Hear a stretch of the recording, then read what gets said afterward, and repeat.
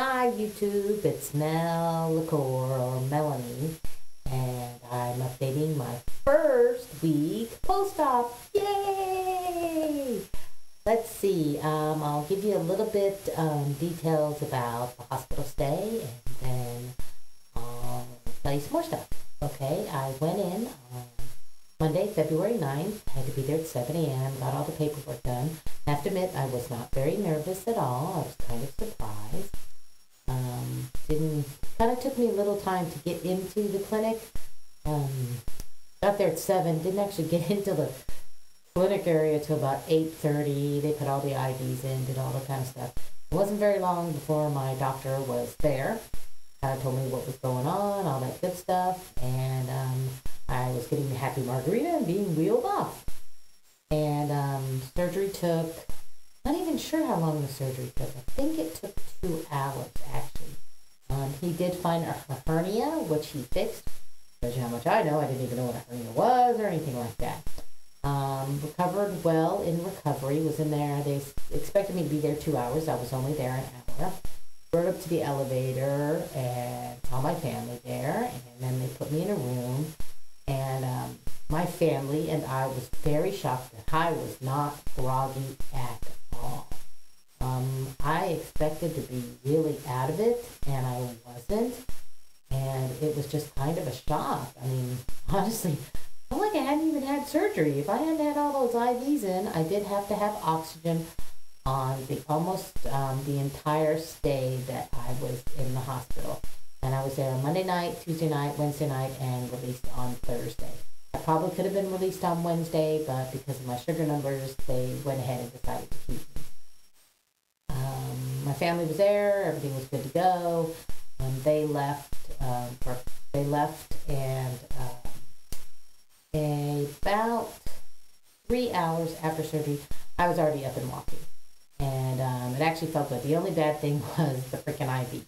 I really wish I could have walked without the IV, because it was a lot better. Once I got the IV out, it was so much easier to walk.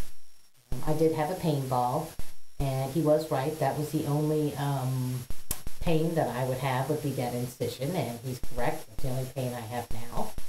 And but the hospital stay was really good. I had some really good nurses. I had really good PCAs, and had no problem at all. They were kind of surprised that I was up and around, and I kind of didn't take a lot of pain meds.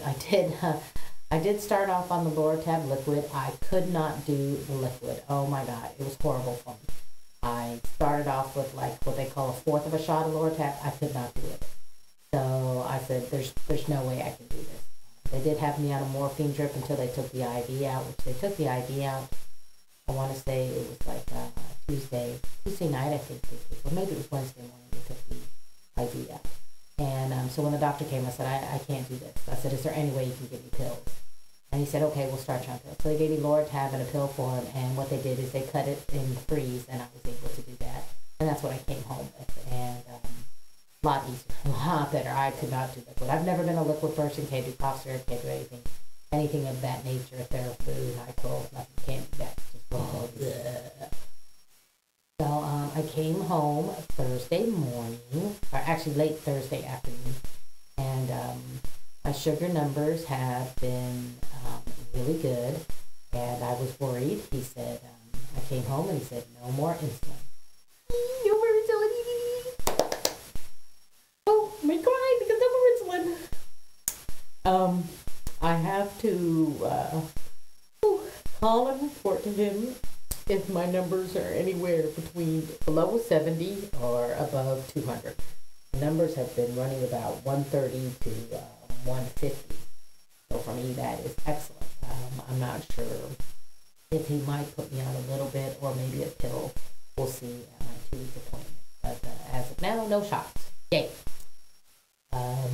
Doing well at home. Been walking a lot yesterday. Actually went to Walmart, did a little bit of grocery shopping. Was not too overwhelmed. I did take a pain pill before I went. Today, no pain pills at all. So I would say I'm doing pretty good. It's kind of scary how good I am. I guess I expected the worst. Oh, I expected the worst ever. So I think that prepared me for everything being so good. The only problem I do have is I have a bed that is quite high, and I can't sleep in my bed.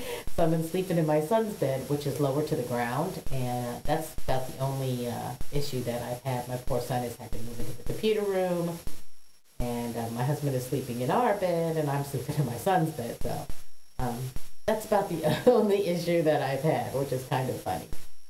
But other than that, I've been doing things around the house. I haven't really been bending and lifting.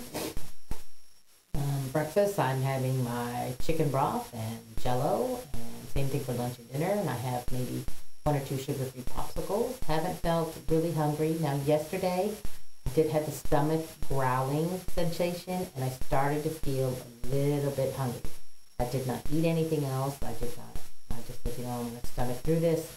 I did call the doctor today and did tell her that, I think I am starting to feel hungry. Do I need to increase the broth, more Jellos, more sugar-free popsicles?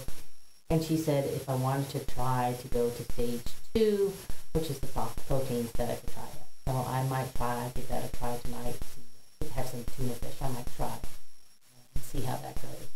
I'm not going to do it for every meal, maybe just one meal or something like that. But I haven't had a lot of head hunger. My aunt, who was taking care of me, she made bacon. Oh my God, bacon, bacon, bacon. I feel like that dog on bacon, bacon, bacon, bacon. And that was a little tempting and things like that. But other than that, I've cooked my husband dinner. Cooked my husband dinner last night, no problem at all. The night before, I helped my son make pizza, no problem at all. So other than that, I feel pretty good, and I did get on the scale, which is kind of a shock to me. When I went for the day of surgery with clothes on, I was 239. Again, 239. I got on the scale today with clothes on, and I'm 237. I'm kind of shocked. I did notice this may be TMI, too much information. But girls, how you have that little belly roll, and sometimes your underwear falls below that little belly roll because maybe your underwear is really too small and you really don't want to go buy any new one because, you don't want to. Well, today I noticed when I put my underwear on, which is usually the smaller pairs are the ones that go under the belly roll, it didn't go under the belly roll. It stayed up. So maybe I have lost 12 pounds. I just can't believe that I've lost 12 pounds. It's kind of a shocker. I go back to the doctor a week from today, and I'm looking forward to it. And all I can say is I think this is the best thing I've ever done. And hopefully don't have any complications down the road. And I just can't believe I'm doing so good, feeling so good, and it's just remarkable. So, like you see, YouTube, I'm feeling really good. So thanks for all your support, and